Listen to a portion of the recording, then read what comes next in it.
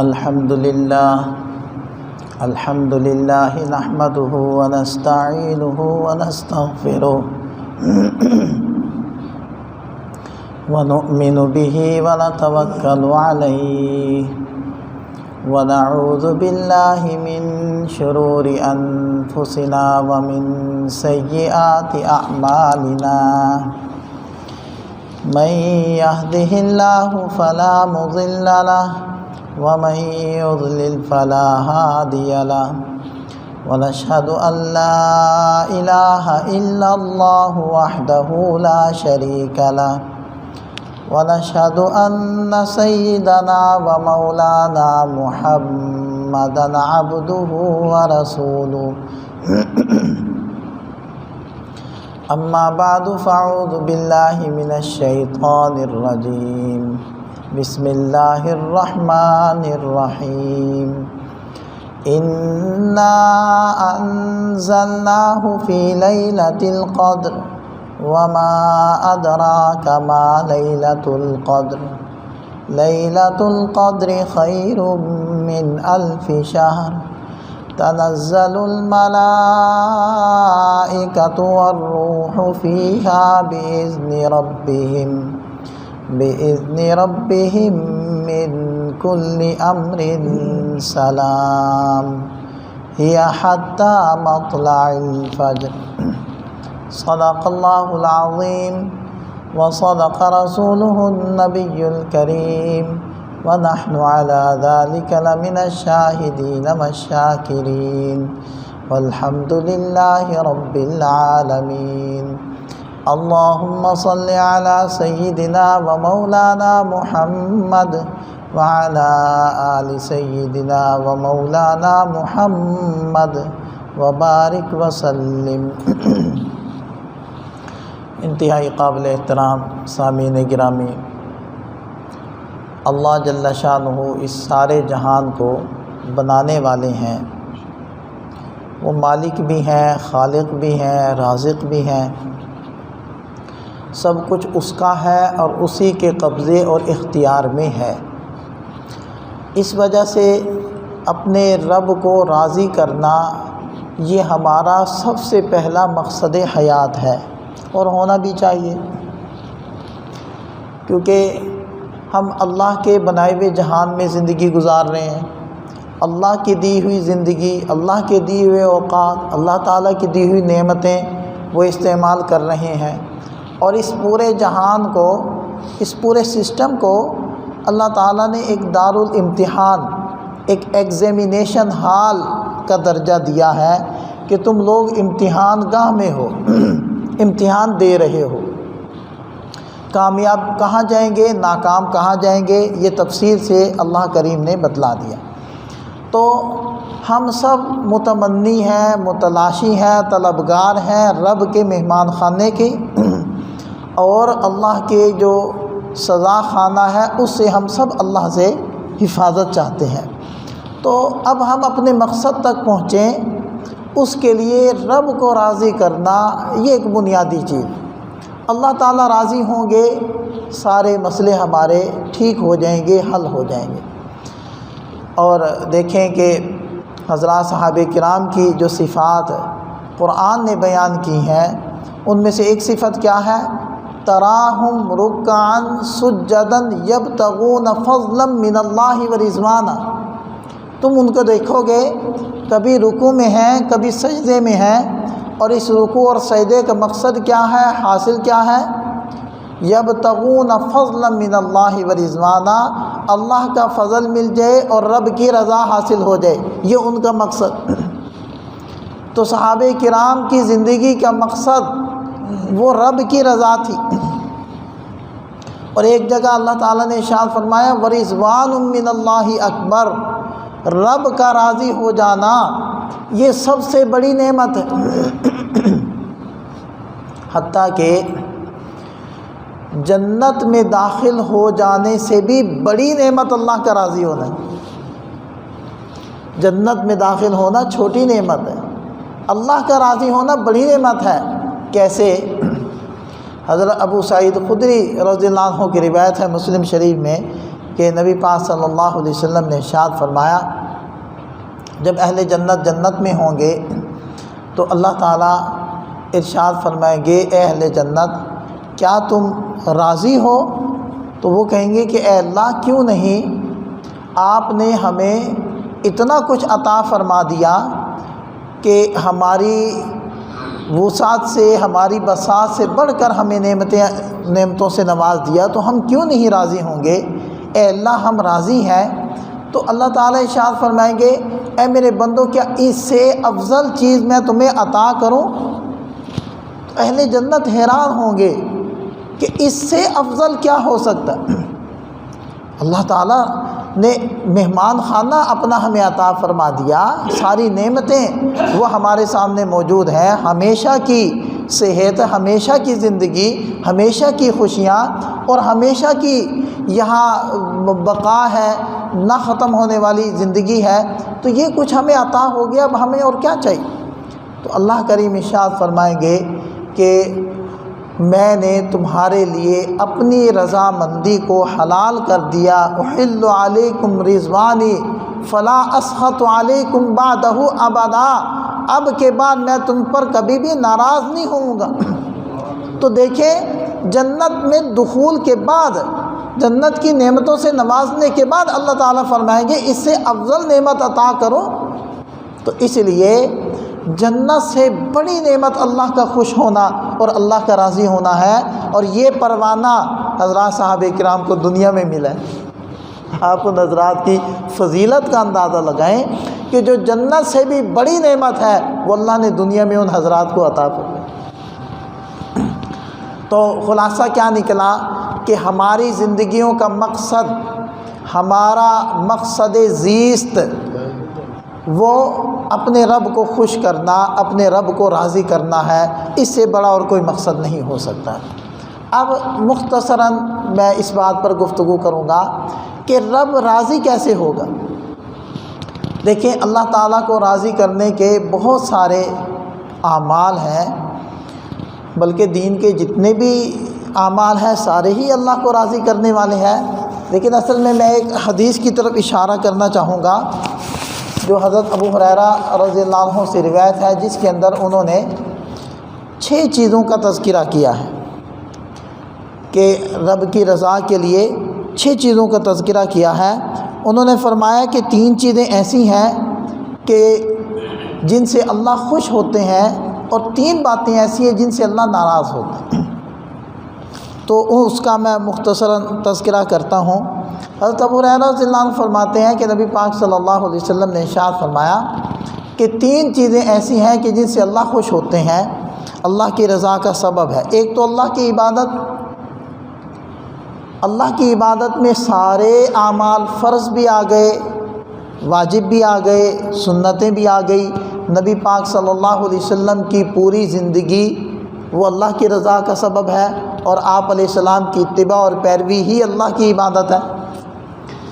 تو یہ اللہ کی عبادت آ گئی۔ اس کے ساتھ دوسری چیز ہے کہ اس کے ساتھ کسی کو شریک نہیں کرنا۔ یہ ایسا نقطہ ہے کہ جس کے اوپر ہم بار بار گفتگو کرتے رہتے ہیں۔ اس کی وجہ ایک تو یہ ہے کہ اگر شرک آ گیا وہ تو ساری ہی کوششوں کو تیلی لگا دیتا ہے۔ ان اللہ لا یغفر ان یشرک بہ ویغفر ما دون ذلک لمن یشاء۔ اللہ تعالیٰ فرماتے ہیں جتنے بڑے بڑے کبائر کے مرتکب ہو جاؤ، معافی کی امکانی صورتیں ہیں، میں جس کے لیے چاہوں گا معافی کا اعلان کر دوں گا، لیکن یہ کان کھول کر سن لو، شرک ایسا گناہ ہے میں نے اس کو معاف نہیں کرنا۔ یہ اعلان صاف اور واضح الفاظ میں، ان اللہ لا یغفر ان یشرک بہ۔ اس کے ساتھ اگر شرک ہو گیا، کی ہوئی ساری عبادتیں بیکار اور کالعدم ہیں۔ اس لیے قرآن نے بھی اس نقطے کو بار بار وہ زور دے کر بیان کیا، اور ہم بھی اس کے اوپر گفتگو کرتے رہتے ہیں۔ اور اس حدیث پاک میں بھی دیکھیں، پہلی چیز ہے رب کی عبادت، دوسری شرط یہ ہے رب کی رضامندی کے لیے کہ اس کے ساتھ شریک نہیں کرنا، ذات میں بھی صفات میں بھی۔ مسئلہ ہمارا یہ آتا ہے کہ ذات میں تو الحمدللہ ایمان والے شریک نہیں کرتے، اور انشاءاللہ صفات میں بھی نہیں کرتے، لیکن بعض جگہوں پر جا کر ٹھوکر لگ جاتی۔ ذات میں بھی وہ وحدہ لا شریک ہے کہ اکیلا ہے بنانے والا پوری کائنات کا، اسی طرح نفع نقصان پہنچانے والا بھی وہ اکیلا ہی ہے۔ فلانے نے یہ کر دیا، فلانی نے یہ کر دیا، فلانی گورنمنٹ نے یہ کر دیا، فلانے ادارے نے یہ کر دیا وغیرہ وغیرہ، یہ ساری بھی وہی چیزیں ہیں۔ بھئی نفع صرف اللہ کے ہاتھ میں، نقصان صرف اللہ کے ہاتھ میں۔ انسان اپنے آپ کو دیکھے، اپنی زندگی پر غور کرے، اپنے شب و روز کے اعمال کی طرف نگاہ دوڑائے، اپنا رب کے ساتھ معاملہ درست کرے تو یہ جو حالات ہیں یہ خود بخود تبدیل ہو جائیں گے۔ یہ حالات انما اعمالکم عمالکم، یہ تمہارے اعمال ہی تمہارے حاکم ہیں۔ یہ آپ علیہ السلام ارشاد فرمائے، بنی اسرائیل سنورے، درست ہوئے، انبیاء کرام کی اتباع کی، اللہ تعالیٰ نے ملک مصر وہ حوالے کر دیا، فرعون اس کی پوری فوج کو لا کر سمندر میں ڈبو دیا اور ان کی آنکھوں کے سامنے ڈبویا کہ کہیں ان کو بعد میں یقین ہی نہ آئے کہ کہیں چھپے ہوئے ہوں گے۔ ویسے ہی ہمیں کہہ دیا موسیٰ علیہ السلام نے، نہیں، کھڑا کیا ان کو وہاں، یہاں سارے کھڑے ہو جاؤ۔ وہ سارے کھڑے ہو گئے اور پوری فوج لائی، سمندر دریا پھٹا ہوا ہے، اور وہاں جب وہ داخل ہو گئے ساری قوم دیکھ رہی، ان کی آنکھوں کے سامنے وہ ڈوب گئے۔ اب تسلی ہو گئی، حتیٰ کہ فرعون کی میت کو باہر بھی نکال دیا، دیکھ لو تمہاری آنکھوں کے سامنے مر گئے۔ اور پیچھے انہوں نے جو باغات چھوڑے، جو سونے چاندی کے ڈھیر چھوڑے، جو گھر اور زمینیں چھوڑی، سب کہا کہ یہ سب تم لے لو۔ لیکن اس سے پہلے جب انہوں نے نافرمانیاں کی تھی تو ان کے اوپر فرعون کو مسلط بھی تو اللہ تعالیٰ نے کیا۔ بس یہ نقطہ سمجھنے کا ہے کہ جب اعمال بگڑتے ہیں حالات بگڑتے ہیں، جب اعمال سنورتے ہیں، رب کے ساتھ بندے کا معاملہ ٹھیک ہو جاتا ہے تو حالات خود بخود ٹھیک ہو جاتے ہیں۔ یہ فرشتہ آتا ہے جو منڈیوں میں اعلان کرتا ہے آج اس چیز کا ریٹ یہ ہوگا۔ اب بتائیں، جب آسمان سے اللہ ریٹ دے کر فرشتے کو بھیج رہے ہیں تو پھر ہم صرف باتیں ہی کرتے رہیں گے، فلانی گورنمنٹ نے یہ کیا، فلانے ادارے نے یہ کیا، انہوں نے ایسا کیا؟ نہیں بھائی، ہم اپنے اوپر غور کریں، اپنی زندگیوں کے اوپر نگاہ ڈالیں۔ آج ہم کہاں جا رہے ہیں؟ ہماری زندگیوں سے ایمان اور عمل کہاں نکل گئے؟ حضرت عمر فاروق رضی اللہ عنہ جیسے اللہ تعالیٰ نے خلیفہ عطا فرمائے، امیر المؤمنین عطا فرمائے، نائب نبی عطا فرمائے، کب؟ عوام کا لیول کیا تھا؟ ایک چرواہے، اور عام طور پر جو بکریوں والے، گائے بھینسیں چرانے والے، کھیتی باڑی کرنے والے، وہ دین سے بھی دور ہوتے ہیں، دنیاوی تعلیم سے بھی دور ہوتے ہیں۔ دیہاتی شہروں میں پھر بھی کوئی عقل شعور ہوتا ہے، کوئی شہر کی مساجد میں نمازی لوگ زیادہ ہوتے ہیں، کوئی دینی تعلیم بھی ہوتی ہے، شعور ہوتا ہے، ترجمے تفاسیر کی کلاسیں ہوتی ہیں، لوگ علماء سے سیکھتے ہیں۔ تو دیہاتوں میں تو ایسی چیزیں نہیں ہوتی۔ اب بھی آپ دیکھ لیں، پنجاب کے دیہاتوں میں، سندھ کے دیہاتوں میں جا کر دیکھ لیں کہ لوگوں کی عجیب حالت ہم نے تو دیکھی ہے، ہمارے سامنے، آپ میں سے بھی بہت ساروں نے سفر کیے ہوں گے۔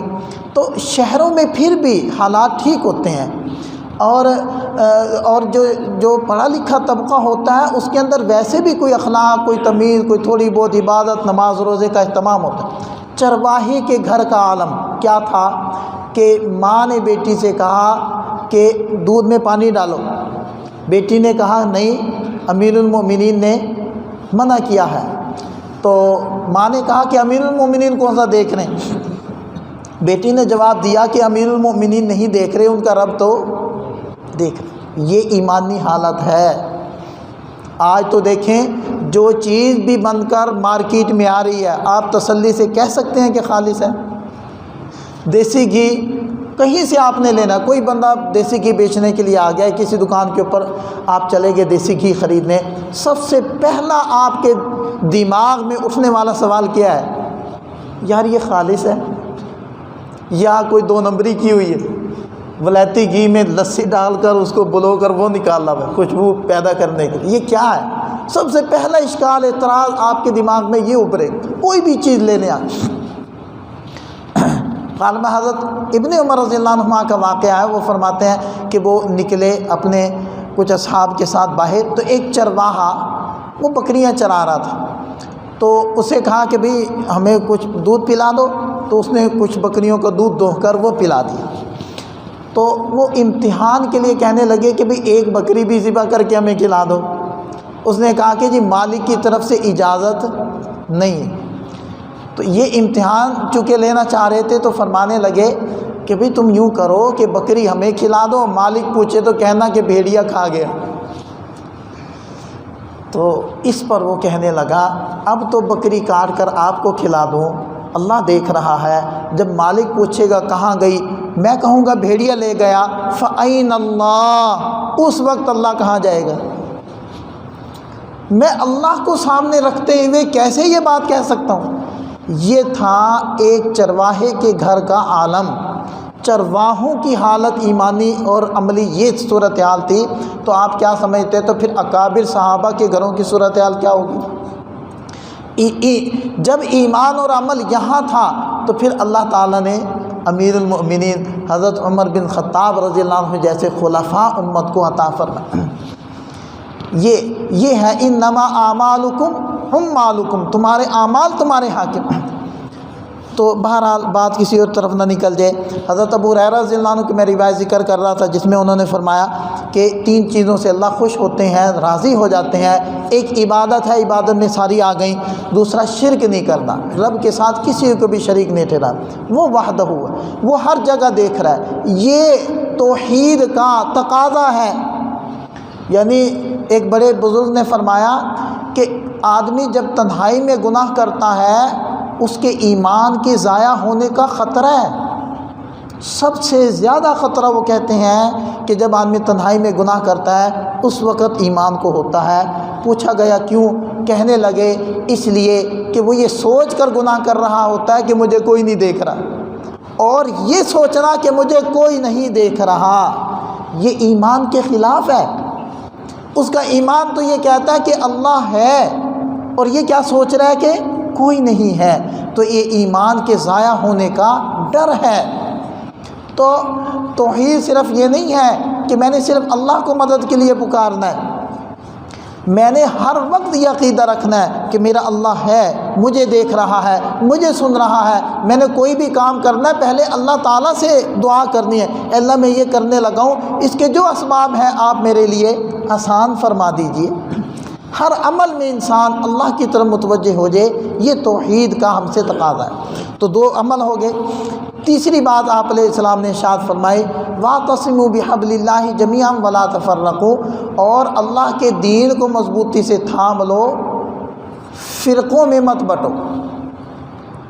فرقوں سے مراد وہ جو ایمان کے خلاف یا دین میں ایسا اختلاف جو انسان کو مشرق اور مغرب کی دوریاں اس کے اندر پیدا کر دے، یہ مراد ہے۔ ایک ہوتا ہے علمی اختلاف، علمی اختلاف سے کبھی بھی کوئی بھی نہیں بچا، نہ کسی سے نہ کبھی روکا گیا ہے، اور علمی اختلاف حضرات صحابہ کرام میں بھی موجود تھا۔ لیکن ہمارا مسئلہ یہ ہے کہ ہمیں اختلاف اور مخالفت میں فرق ہی نہیں سمجھ میں آتا، ہم اختلاف کو مخالفت کا رنگ دیتے، حالانکہ اختلاف کا معنی مخالفت نہیں ہوتا۔ کبھی اس پر گفتگو کریں گے، اس کے اوپر پوری ایک میں پورا بیان کرنا چاہتا ہوں، پوری ایک گفتگو کرنا چاہتا ہوں کہ اختلاف اور مخالفت میں فرق کیا ہوتا ہے۔ ہر ایک کو اپنا نقطہ نظر رکھنے کا حق ہوتا ہے، لیکن دوسرے سے جھگڑا کرنے کا کسی کو حق نہیں ہے، یا دوسرے کے اوپر اپنی بات کو لازم کرنا یہ حق نہیں۔ جی آگے 3 چیزیں ہو گئی حضرت ابو ہریرہ رضی اللہ عنہ نے فرمائی آپ علیہ السلام سے نقل کر کے کہ اللہ کی عبادت، اس کے ساتھ کسی کو شریک نہ کرنا، اور اللہ کے دین کو مضبوطی سے تھام لینا۔ ان 3 باتوں سے اللہ خوش ہوتے ہیں، اور 3 باتوں سے اللہ ناراض ہوتے ہیں، ان قیل وقال وکثرت السؤال واضاعت المال۔ قیل و قال بیکار باتیں، فضول بحثیں جس سے ہمارا تعلق ہی نہیں، جن کے ساتھ ہمارا لنک ہی نہیں، جس گفتگو کی ہمارے اندر صلاحیت ہی نہیں، میں ایک بات عرض کروں کہ ہماری پاکستانی قوم کا ایک مسئلہ یہ بھی ہے کہ ہم میں سے ہر ایک اپنے شعبے کو چھوڑ کر بقیہ سارے شعبوں کا تجربہ رکھتے ہیں.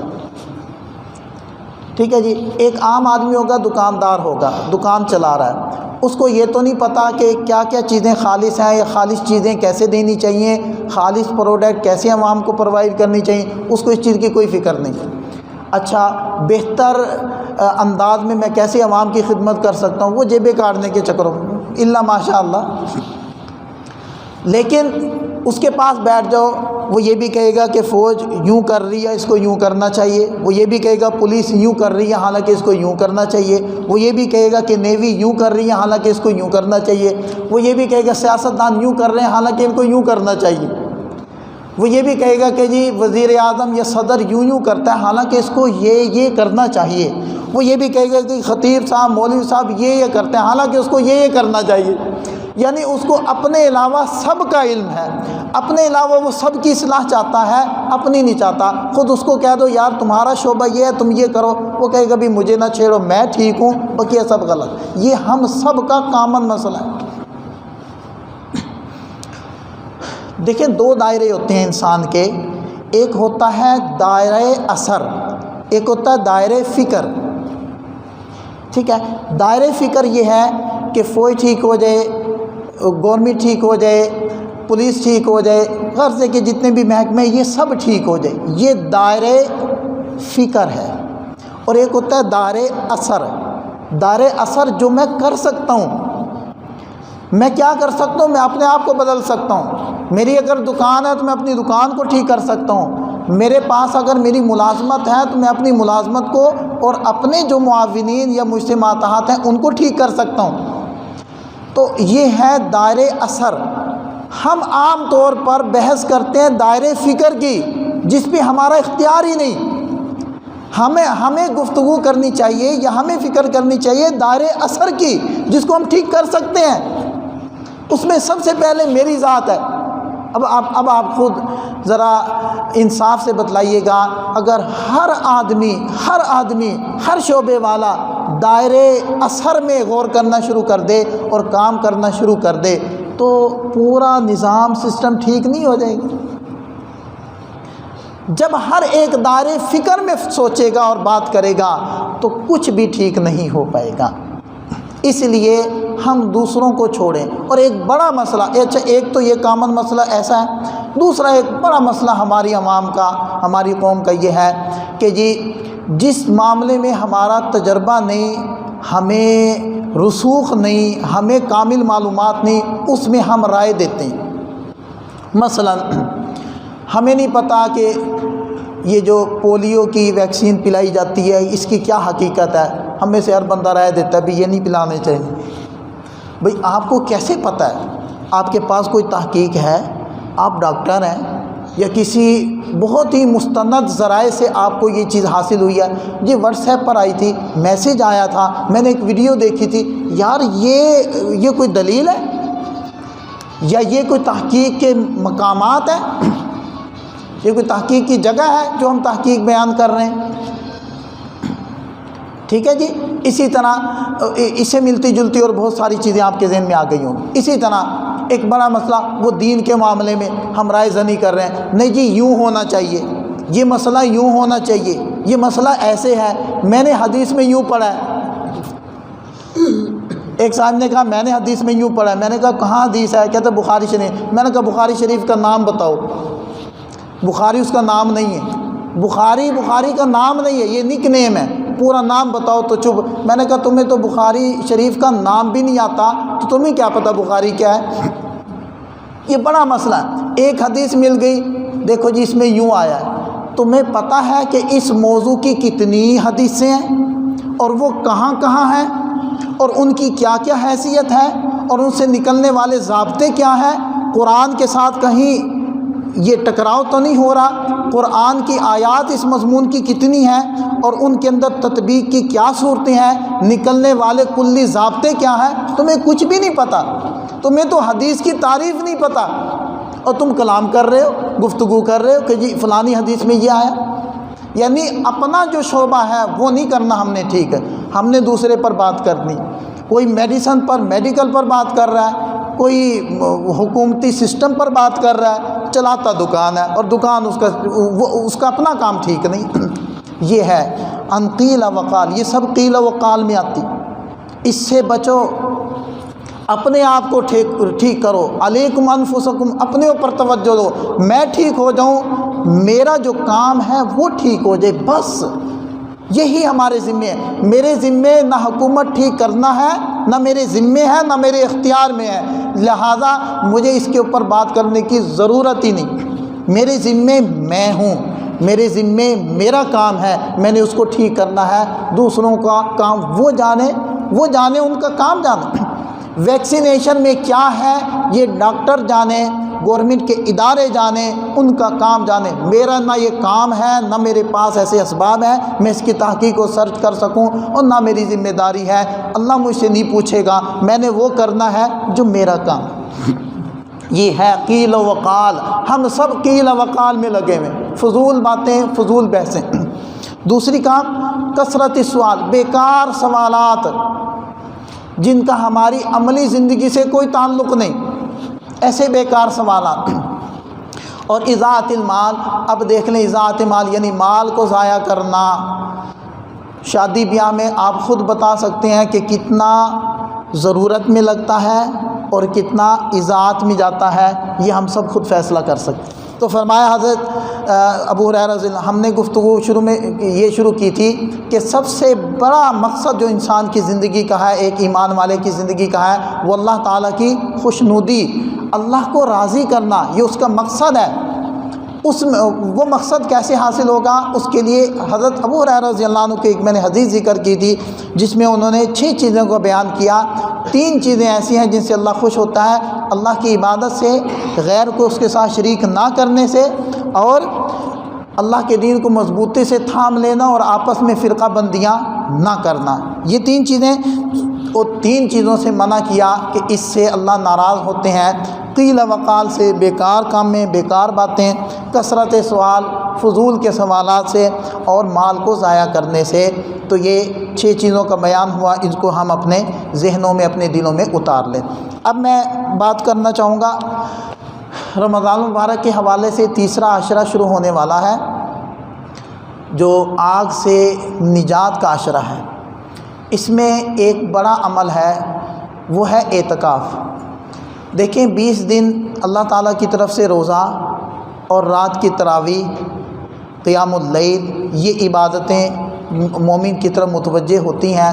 سارا دن مشقت میں، گرمی میں روزہ رکھنا، نفس کی اصلاح ہو رہی ہے. رات کو پھر کھڑے ہو کر قرآن پڑھنا، سننا، اس سے نفس کی اصلاح ہو رہی ہے.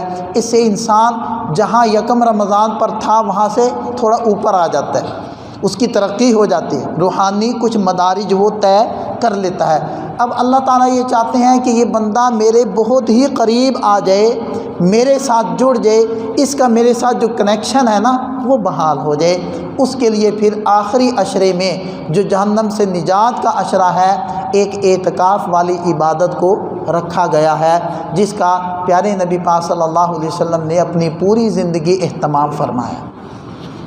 سنت اعتکاف وہ آخری 9 دن بنے یا 10 دن بنے، وہ پورا ہونا وقت ضروری ہے. اس میں سے اگر 1 سیکنڈ بھی کم ہو گیا تو وہ سنت اعتکاف باقی نہیں رہتا، وہ پھر نفلی اعتکاف بن جاتا ہے.